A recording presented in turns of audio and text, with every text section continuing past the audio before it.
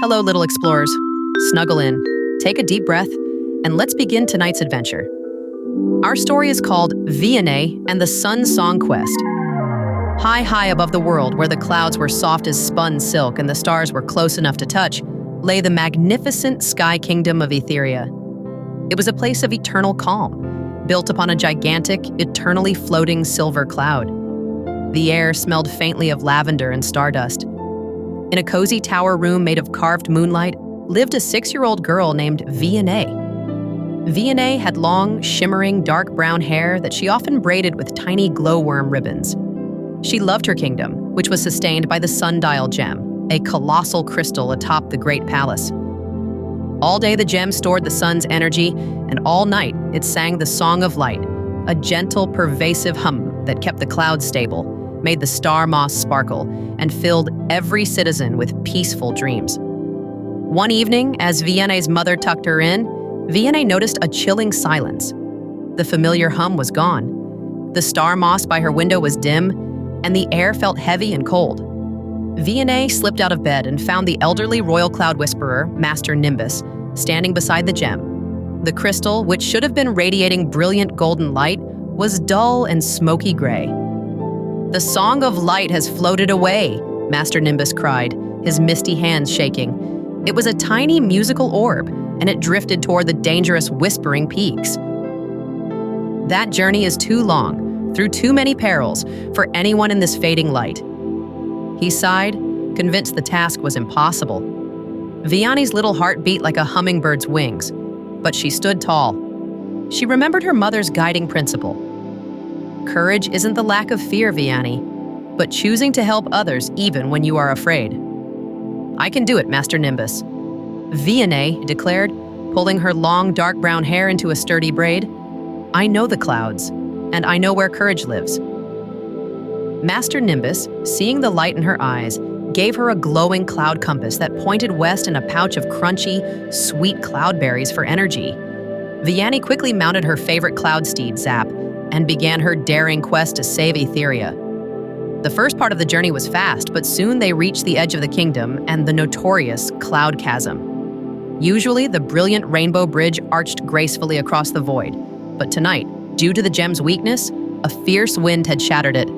It looked like scattered, sharp fragments of cold-colored ice, leaving a huge yawning gap of empty air that was too wide for Zap to jump.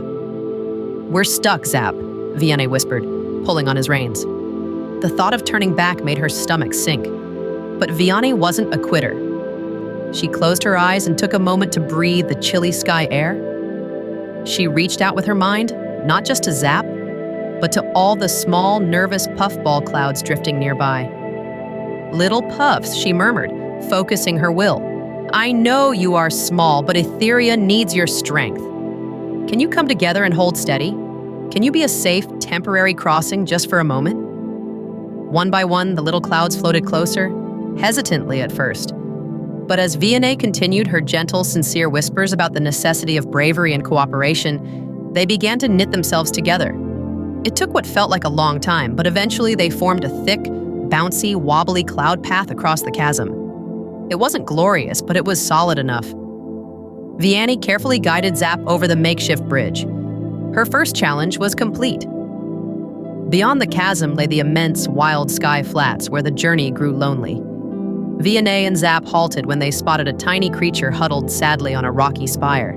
A baby glimmer gryphon. It was no bigger than a squirrel, with magnificent wings that should have sparkled gold and green, but were currently dull with fear. "I'm Nova," the chick squeaked, his whole body shaking. "I lost my family near the sky border. I'm too afraid to fly high enough to spot them, and I don't know how to glide past the dark, swirling clouds below." Vianney dismounted and sat down beside him. Nova was physically able to fly, but his fear had clipped his wings. Vianney didn't rush him. She opened her pouch and offered him a cloudberry. "They're crispy," she promised. "I'm Vianney, and I'm very afraid too, but I have to find the Song of Light. If I can be brave enough to keep going, maybe you can be fast enough to help me. Those wings of yours look like they hold the speed of the wind." Vianney's simple act of kindness, sitting with him and validating his fear, did more good than any powerful magic. Nova nibbled the berry, his shimmering wings regaining a faint glow. He realized Vianney was choosing courage for others. I can fly fast when I'm not scared, he admitted. Then let's go together, Vianney said. You ride on Zap's back and you can be my lookout. I could really use a fast friend. Nova agreed, feeling a surge of loyalty for the girl who saw his speed instead of his fear. They soon arrived at the daunting maze of mist, a terrifying place where the sky thickened into a confusing, silvery fog. As they entered, the environment turned hostile. Strange, cold, echoing voices belonging to the mist weavers began to whisper around them, specifically targeting Vianney's confidence. Vianney, you're only 6 years old.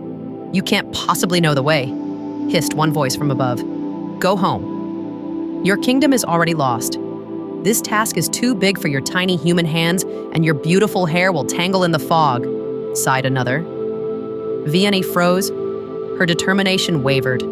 The voices felt heavy and real, making her doubt her own abilities. Maybe she was too small. Suddenly, Nova, nestled on Zap's back, felt Vianney's despair. He remembered how she had shown him kindness when he was lost.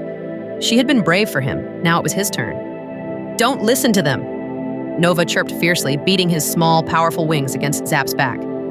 They're just trying to confuse us. You have a compass and I have speed. Hold on tight.